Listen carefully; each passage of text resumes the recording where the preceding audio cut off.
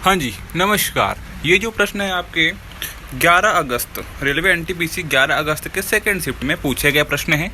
English और हिंदी दोनों में बताऊंगा, अच्छे से देख लेना, आपके लिए काफ़ी हेल्प करेगा। ठीक है, चलिए। Where was the BIMSTEC summit 2025 held.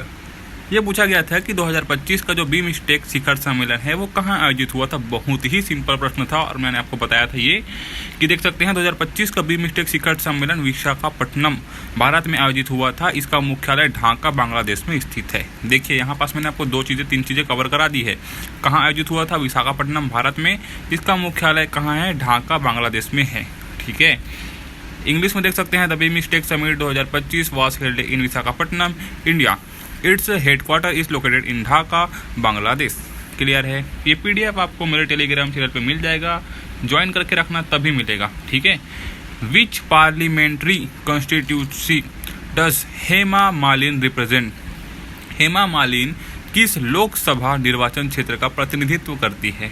पूछा गया प्रश्न है। हेमा मालिनी मथुरा, जो कि है उत्तर प्रदेश, मथुरा से, मथुरा लोकसभा क्षेत्र से प्रतिनिधित्व करती है, मथुरा उत्तर प्रदेश। ठीक है। Hema Malini represent the Mathura Lok Sabha constituency in Uttar Pradesh. ठीक है।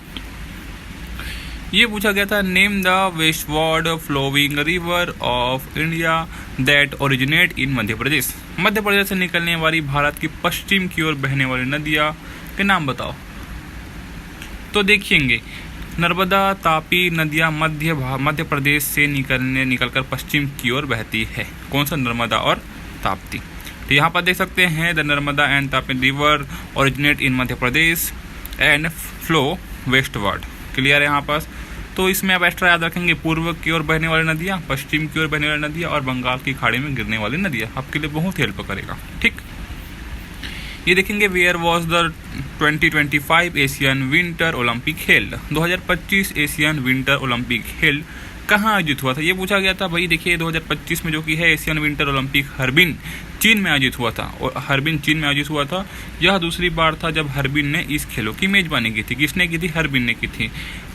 The 2025 Asian winter Olympic were held in Harbin, China. It was the second time Harbin hosted the game. Clear है। चलो।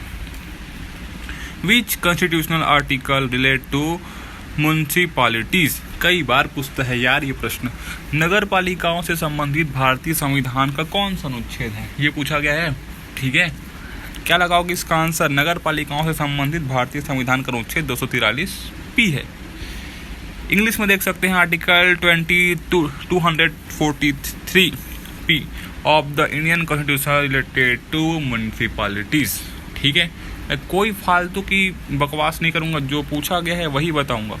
चैनल पर नए हो चैनल को सब्सक्राइब कर लेना। इस चैनल पे आपको 100% एक्यूरेट जो पूछा गया है वही बताया जाएगा। ठीक है।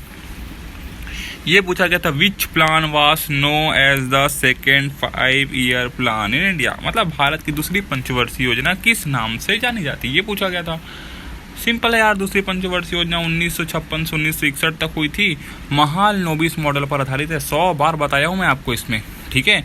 दूसरी पंचवर्षीय योजना 1956-1961 को महालनोबिस मॉडल पर आधारित औद्योगिक विकास योजना है, जिसमें भारी उद्योग और मशीन निर्माण पर जोर दिया जाता है। यहाँ पर द सेकेंड 5-year प्लान 1956 से 1961 was based on the Mahalanobis model focusing on heavy industries and machine building. Clear है। चलो। What is the divisibility rule for 72। ये पूछा गया था भाई 72 के लिए विभाजकता का नियम क्या है। तो हम क्या करेंगे, 8 नियम 72, तो उन दोनों से कटना चाहिए। ठीक है। तो इतना तो आपको पता है, गणित वाले हो आप, है ना। चलिए।